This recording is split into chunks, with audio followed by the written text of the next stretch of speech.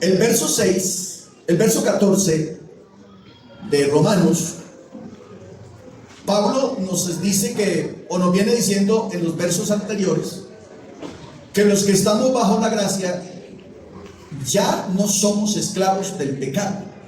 Dígale amén a eso. Recuerde, porque el que está en Cristo, ok, nueva criatura es. Entonces, el que es de Dios, dice Juan, no peca. El que es de Dios no peca. Y explica por qué no peca. Porque la simiente del Padre está en él. Entonces, su papá es santo. Bueno, el papá de dos o tres. Digo, su papá es santo. Y su papá dice, sed santos porque yo soy santo. Entonces, en el orden natural, lo que se sabe es que los hijos traen el ADN de sus padres. ¿Aló? De ahí que cuando se tiene duda de un hijo,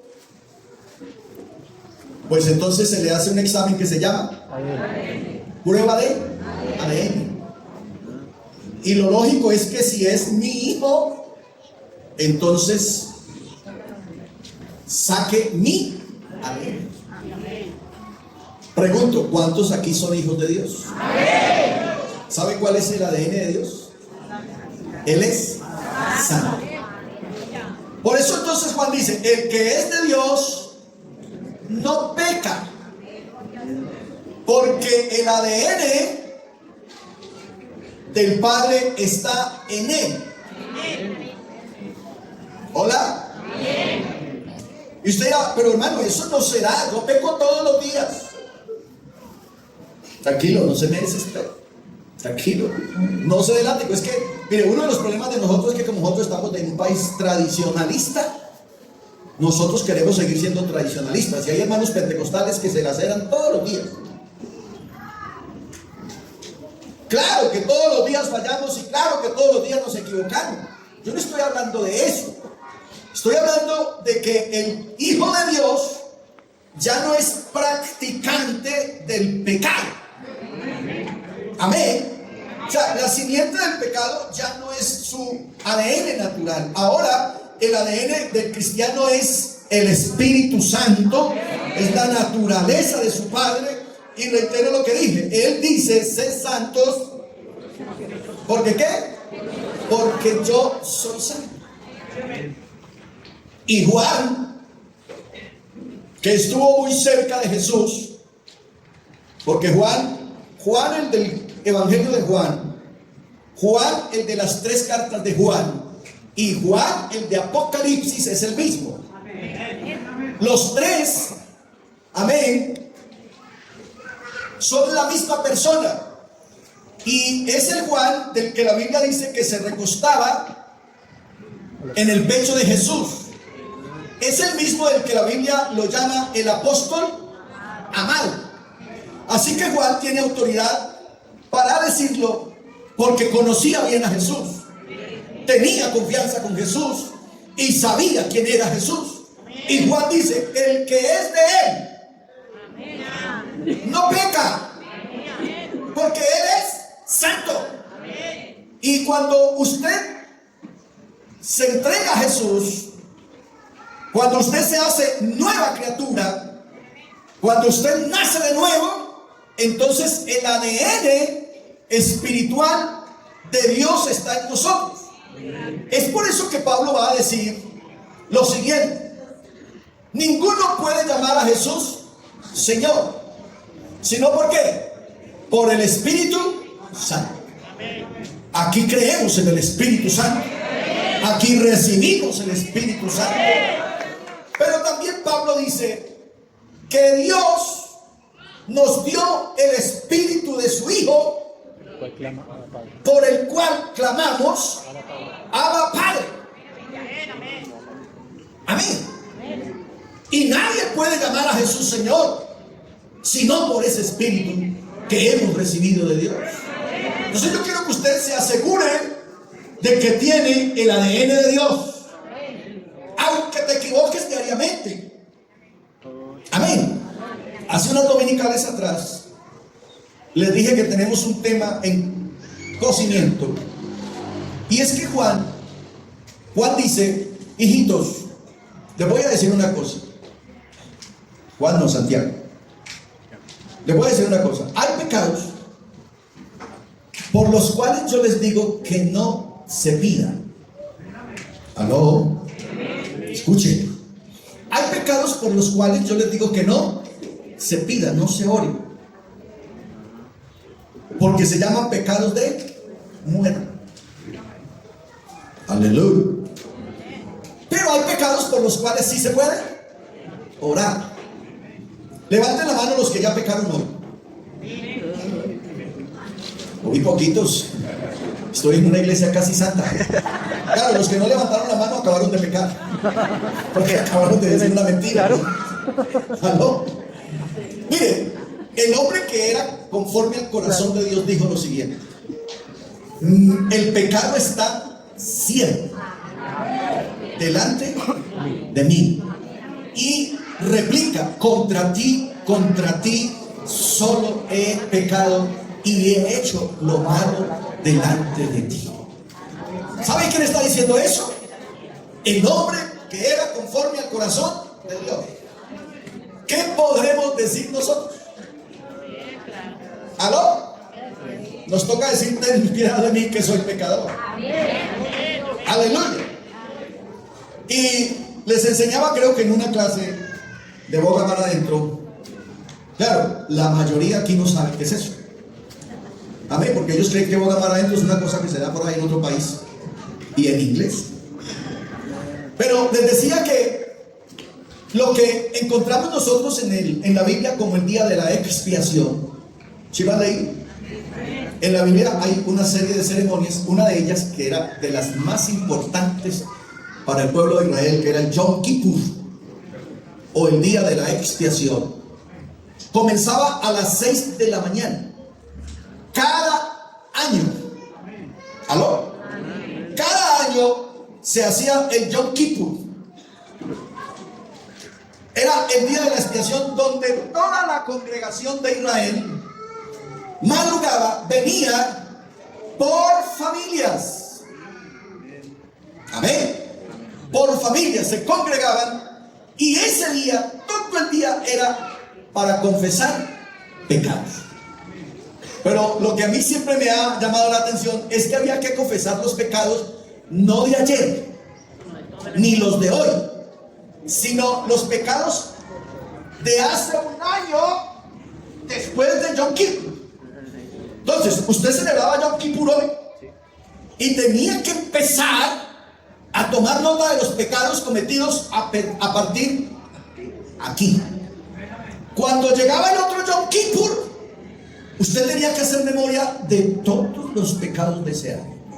Cosa bien de para arriba, porque si hay algo que se le olvida a uno con facilidad, son los pecados. ¿O no? Aleluya.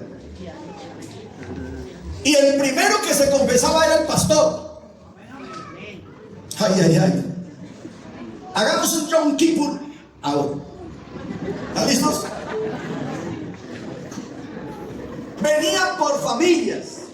Eso lo encontramos, acuérdense, en el juicio que se le hizo a Acab. ¿Te acuerdas? Que el pueblo de Israel estaba peleando y caían muertos y muertos y muertos. Y entonces el líder fue y oró a Jehová Dios. Y entonces Jehová Dios le dijo: no sé cuándo orar. Lo que pasa es que Israel ha pecado.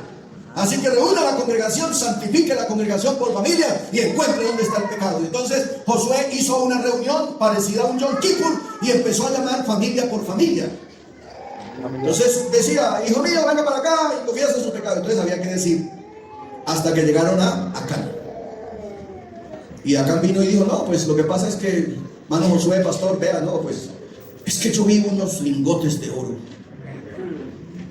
y vi unos mantos babilónicos y yo pensé que eso nos podía servir para protemplo. Amén. O sea, yo en realidad los traje de buena voluntad, con buena intención. Pues no nos he traído a la iglesia, pues esperando la oportunidad. Pero con esos lingotes de oro pagamos el piano. Amén. Y entonces se le dijo: ¿por qué nos has hecho este gran mal? Mire, a causa de tu pecado todos los que han muerto. Así que ahora te vamos a apedrear a ti. Y la Biblia dice que levantaron un montón de piedra sobre Acán, sobre su esposa y sobre su familia. Por eso yo hoy digo: bendita gracia. Bendita gracia. Aleluya. Volvamos al Yom Kippur. Entonces se confesaba el sacerdote y se confesaba todo el pueblo. Durante todo el día, desde las 6 de la mañana hasta las 6 de la tarde, el pueblo estaba confesándose. Entonces venían por familias y uno comenzaba a hacer el esfuerzo de recordarse el pecado del otro día, del día de Yom Kippur, hasta que llegaba aquí. Un año recordando los pecados. Eso era cosa de para arriba. Por eso entonces apareció el Salmo: ¿quién podrá entender sus propios errores? Líbrame de los que me son ocultos. Usted no vino a clase hoy, Señor, y le tengo una falla. ¿Aló?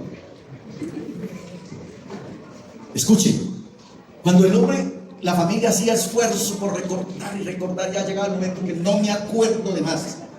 Entonces, para no quedar en pecado, él decía: Señor, ¿quién se puede acordar de todos los pecados de un año? Porque es que somos pecadores. Entonces, líbrame de los que no me acuerdo. De esa manera, esa familia involucraba la misericordia de Dios para que el perdón de Dios involucrara y cubriera también los que no habían sido confesados. ¿Aló? Cuando el ceremonial terminaba, todo el mundo había ya confesado el pecado. Recuerden entonces que el sacerdote, el sumo sacerdote, traía 2 machos cabríos: el macho cabrío para Jehová y el macho cabrío para Azazel. Amén. Y ponía las manos sobre la cabeza de los 2 machos. El macho cabrío para Jehová lo degollaba, la sangre la recibían en un lebrillo, y con un hisopo el sacerdote tiraba sangre. Tiraba sangre. Por eso la gente procuraba estar bien cerca del sacerdote, porque si su vestido salía salpicado con sangre, indicaba que usted estaba limpio del pecado de todo ese año. Mañana sería cuenta nueva. ¿Aló? Por eso ese sacrificio es tipo del Cordero de Dios, que alcanzó a salpicar los pecados de todo el pueblo. Aleluya. Aleluya. El otro macho cabrío, el macho cabrío para Azazel, un levita, lo llevaba al desierto. La historia dice que lo ponía en un despeñadero, así como el salto del Tequendama, y el sacerdote empujaba el macho cabrío. Pero antes de empujarlo, él amarraba un cordón rojo en su cuello y empujaba al macho cabrío, y el macho cabrío se estrellaba contra las rocas abajo. El sacerdote debía bajar y soltar el cordón que había amarrado en el cuello del macho cabrío. Pero escuche esto: el asunto era que el cordón lo habían amarrado rojo, escarlata, carmesí. Pero la señal de que Jehová Dios había perdonado el pecado del pueblo era que entre el macho iba y se estrellaba, el cordón pasaba de rojo a blanco. De ahí es donde el profeta dice: si tus pecados fueren rojos como el carmesí, vendrán a ser blancos como blanca lana. Diga gloria a Dios. Diga gloria a Dios. Es por eso que aquí, aleluya, glorificamos a Dios. Damos gloria a Dios. Porque aquí los pecados que cometemos no es una razón para sentirnos condenados, sino para otra vez sentir la misericordia, la gracia, la bondad y el perdón de Dios derramado para nosotros. Dios no nos juzga, a menos que usted peque deliberadamente. Una cosa es pecar deliberadamente y otra cosa es pecar, vamos a llamarlo accidentalmente. Poníamos el ejemplo hace unos días atrás. Tú sales de aquí del culto consagradito, con cara de ángel. Amén. Pero volteando allá en la esquina de la panadería le salen dos chusmeros. Amén. Y te dicen, te bajas de lo que tienes, me entregas ese celular, me entregas la plata. Y usted se asusta, se le sale el santanderiano o el venezolano. Y usted, en vez de decir, hay poder en Jesús, o usted, ¿aló? Y tome, mi hijo. Y allá cayó el pobre. ¿Eso está bien o está mal? Está mal. Y si usted me dice si es pecado, sí es pecado. ¿Aló? Pero lo que sí le puedo garantizar con toda tranquilidad es que Dios no te juzga por eso. Claro que usted tiene que decir, Señor, perdóname, porque lo que debía haber hecho fue invocar tu nombre. Tal vez le hubiera pasado lo mismo o peor al Señor, ¿cierto? Pero a ti te traicionó tu naturaleza. Usted no salió de aquí diciendo que me salgan unos ladrones para ponerle este puño mohoso que tengo aquí de hace 40 años. No, usted no estaba pidiendo eso. Entonces te traicionó tu naturaleza y pecaste. Claro que estuvo mal. Usted debió haber dicho, hay poder en el nombre de Jesús. O debió haberle dicho a los ladrones, a mí no me atraquen porque soy pentecostal. Ojo, porque se está metiendo con un hijo de Dios. ¿Recuerdan lo que nos contó el pastor Guillermo Randy ahorita que vino? Que se metió por allá en Panamá en un hueco donde no debía meterse, y cuando salió, ¡pum!, lo pararon. Y entonces le vieron cara de pastor. Amén. Y le preguntaron, ¿usted es siervo? Y yo, sí, yo siervo. Con él no, no se metan con él, que es siervo. Los hijos de Dios, la Biblia dice que el Dios, que el diablo los respeta. ¡Diga gloria a Dios! ¡Aleluya! La pregunta es, ¿qué pues? ¿Pecaremos porque no estamos bajo la ley sino bajo la gracia? Conteste conmigo, ¿con carácter? En ninguna manera. No, en ninguna manera. No hay manera de justificar el pecado. El hombre natural, amén, falla totalmente en entender la gracia de Dios. ¿Qué cree el hombre natural? Cree que estar bajo la gracia es recibir licencia para pecar. ¿Aló? O sea, que la gracia nos da licencia para pecar. Y hay gente que dice, hermano, Dios es bueno. Claro, Dios es buenísimo. La gracia no es una licencia para pecar, óigalo, sino libertad para no pecar. ¿Lo entendió? Es libertad para no pecar. Usted decide si peca o no peca.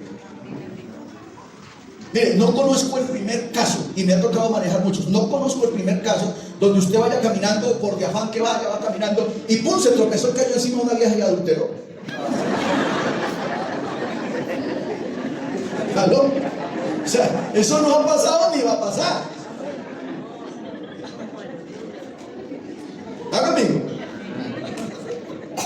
Por eso es que Santiago hace la clasificación: pecado de muerte y pecado de muerte. ¿Está conmigo?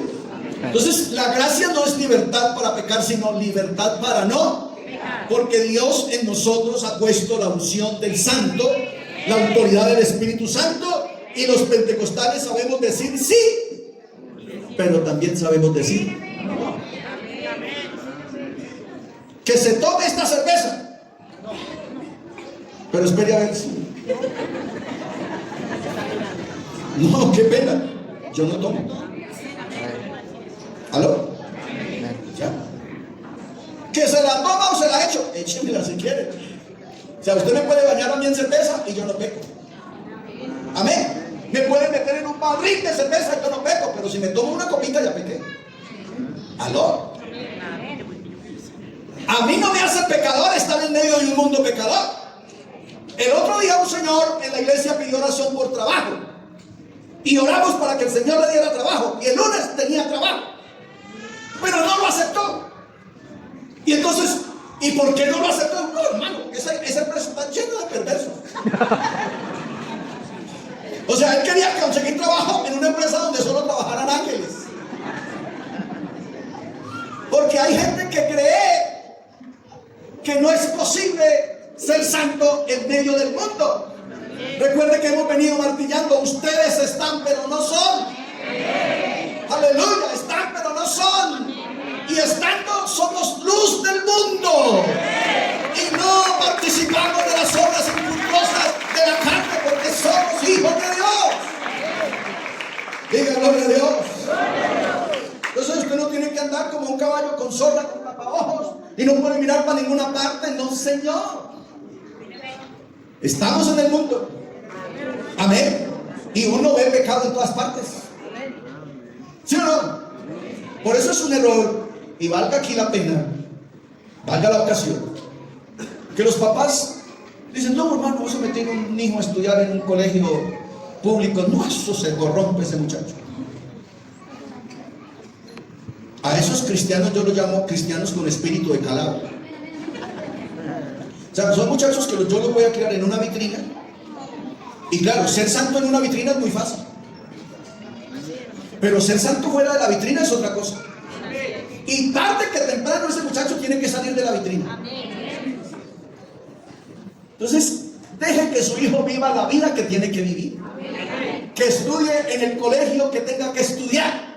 Y que vaya a la universidad que tenga que ir. Porque ese muchacho lo que tiene es que tener carácter. Y tiene que tener una enseñanza de sus padres. Y usted como padre tiene que estar sembrando esa doctrina constante. Y estar vigilando que su hijo no se corrompa y no se dañe. Porque es la lucha diaria con el mundo. Es enfrentar al mundo diariamente. Que yo me vuelvo un carácter con espina dorsal de gelatina. O me vuelvo un cristiano con espina dorsal de acero. Amén. Pero claro, ser cristiano en una vitrina es muy fácil. Porque no se me asienta ni una mosca. Pero sáquelo de ahí. Ese cristiano no va a servir para nada. Aleluya. Jesús dijo: en el mundo tendréis aflicciones, pero confiad, yo he vencido, vosotros también venceréis. Diga gloria a Dios. Por eso vino Jesús al mundo, para darnos ejemplo de cómo se vive en el mundo. Vean lo que dice el 16. ¿No sabéis que si os sometéis a alguien como esclavo para obedecerle, sois esclavos de aquel a quien obedecéis, ya sea del pecado para muerte o ya sea de la obediencia para la justicia? Entonces, por eso nosotros aquí nos declaramos esclavos de Cristo. Pablo, siervo de Jesucristo. ¿Aló? A ver, va a hacer el ejercicio conmigo. No va a decir Pablo, sino diga Jacinto, Javier, María, Cecilia. Yo digo Rodrigo, siervo de Jesucristo. Otra vez. O sea, cuando usted está diciendo eso, usted está diciendo que usted es esclavo de Jesús. Y qué rico ser esclavo de Jesús. Aleluya. Qué rico ser esclavo de Jesús. Él es el mejor amo de todos.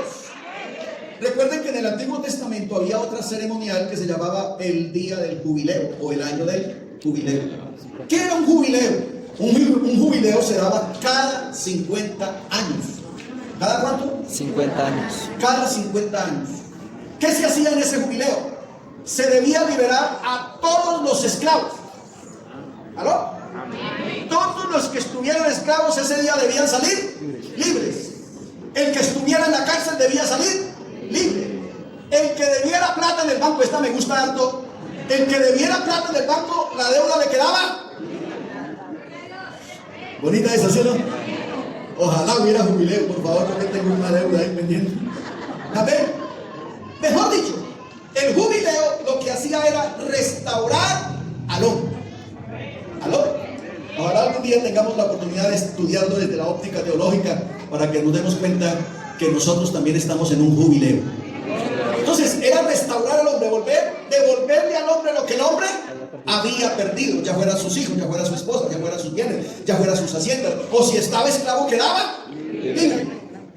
Pero había un derecho que el esclavo tenía, y era que en la fiesta del jubileo, cuando el amo le decía, bueno, pelá, queda libre, se puede ir, haga lo que se le dé la gana de aquí en adelante.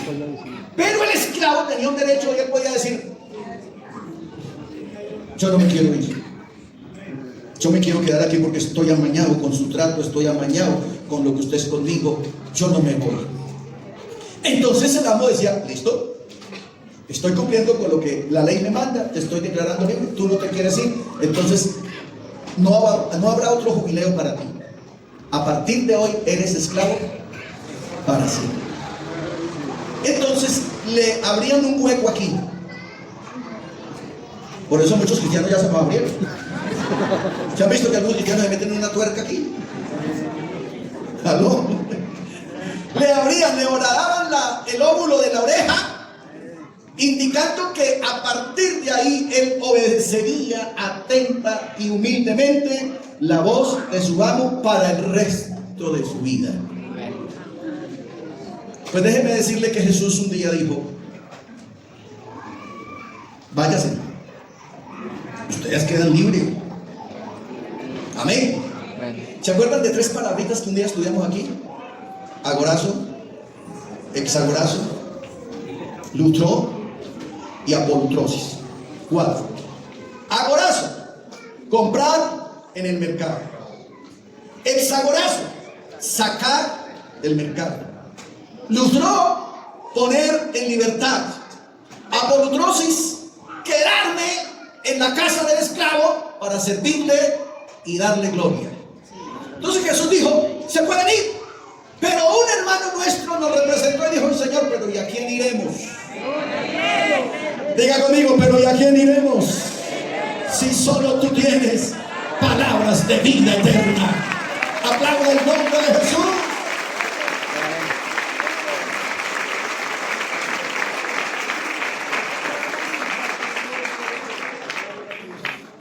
Es preciso entonces dejar claro esta mañana, con esto voy cerrando ya. Es preciso dejar claro en esta mañana que si usted sigue a Jesús, lo sigue voluntariamente.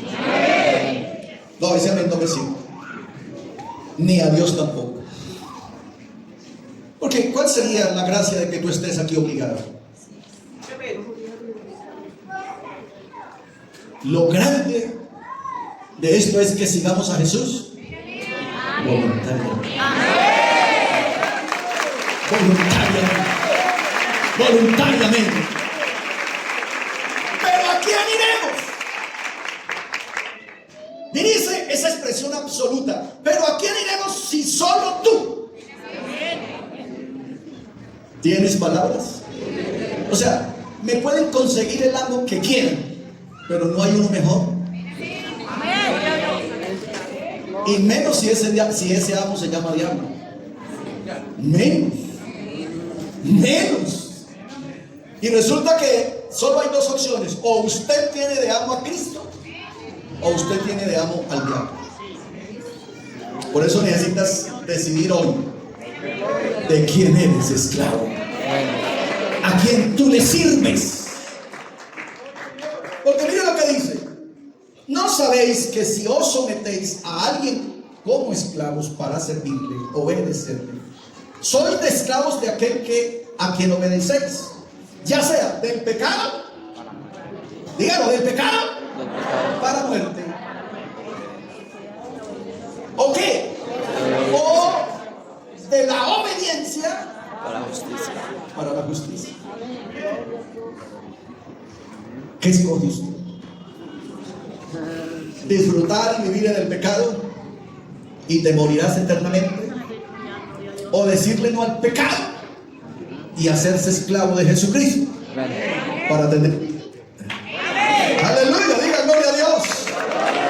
diga gloria a Dios. Así que en el versículo anterior Pablo recuerda a sus lectores un principio. Eres esclavo de aquel a quien obedeces. Amén. Fácil. ¿A quién obedece usted?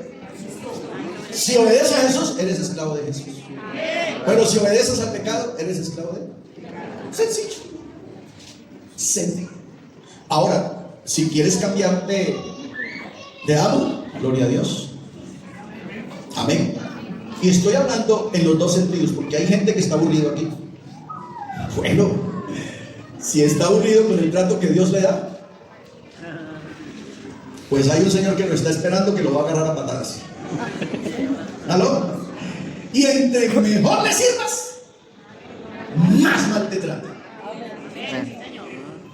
Aquí el Señor, aunque usted no ha querido servirle como Él quiere, el Señor te sigue diciendo: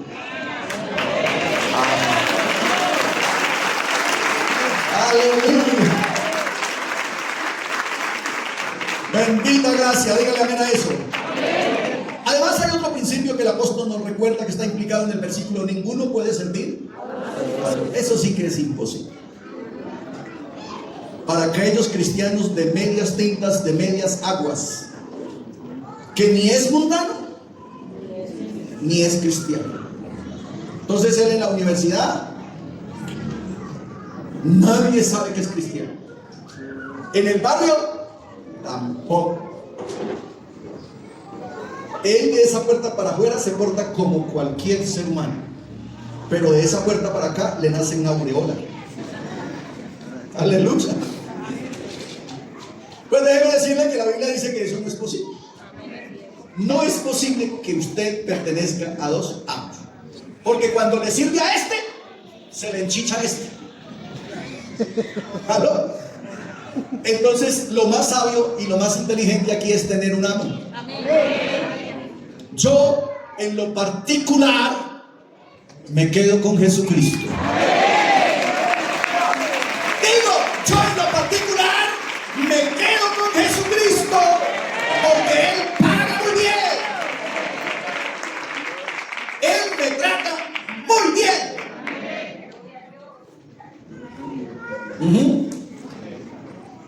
Yo no tengo la experiencia, pero he visto, uno no necesita estar borracho para saber qué es estar borracho, pero me doy cuenta que el diablo le paga muy bien a los que le sirven bien.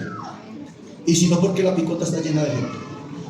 Y si no, porque la modelo no le cabe ni un preso más. Y si no, porque el buen pastor está así. Pues porque hay gente que le ha servido muy bien al diablo. Y así paga el diablo al que bien le sirve. ¿Y por qué las funerarias hoy todas tienen clientes? Porque el diablo mata y mata y mata y mata todos los días a los que mejor le sirve. Pero Jesús dice en esta mañana: yo he venido para que tengan vida y para las que la tengan en abundancia. Pero el diablo ha venido para robar, para matar y para destruir, porque él es homicida y mentiroso desde el principio.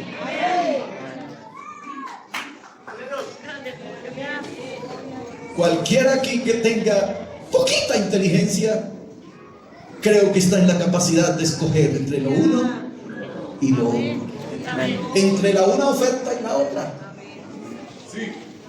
Vea, voy a ir despacio para que me la copie bien. Jesús dijo: yo he venido para que tengan vida y para que la tengan en abundancia.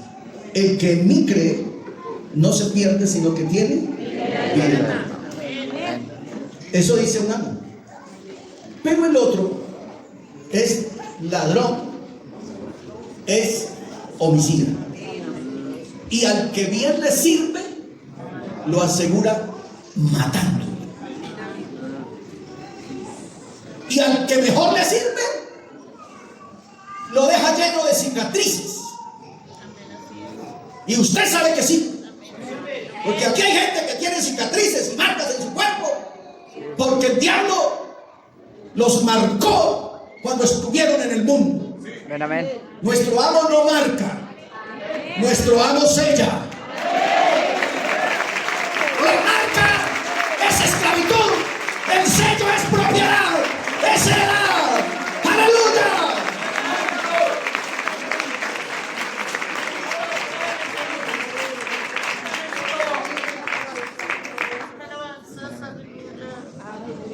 Usted puede cambiar la marca por un sello.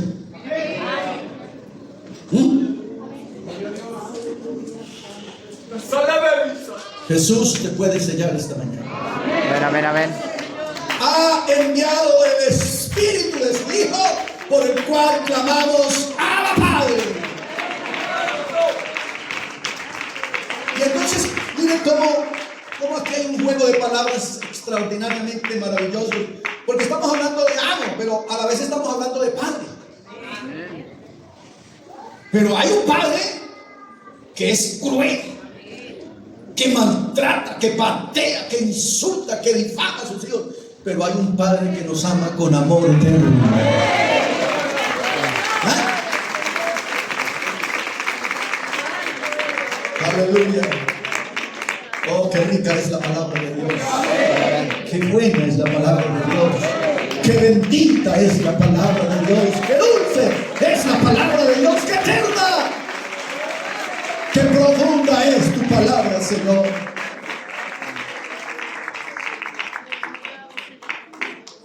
Pregunto, ¿alguien estará interesado en cambiar de amo? Amén. ¿Alguien quisiera abandonar ese amo que maltrata, que acusa, que insulta, que mata, que destruye, que no es agradecido por ese amo que nos trata como hijos, que nos ama, que se preocupa por nosotros, que le duele cuando estamos tristes, que nos sana cuando estamos enfermos y que nos asegura? Porque mire, el otro amo no te asegura sino condenación, pero este otro dice: mire, les voy a preparar una casa en el cielo, porque yo quiero que donde yo estoy, vosotros también.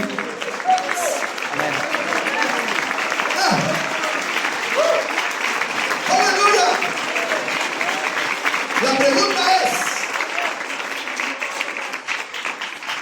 ¿quieres dejar de ser esclavo del pecado para hacerse esclavo de la justicia? Yo quiero orar por usted.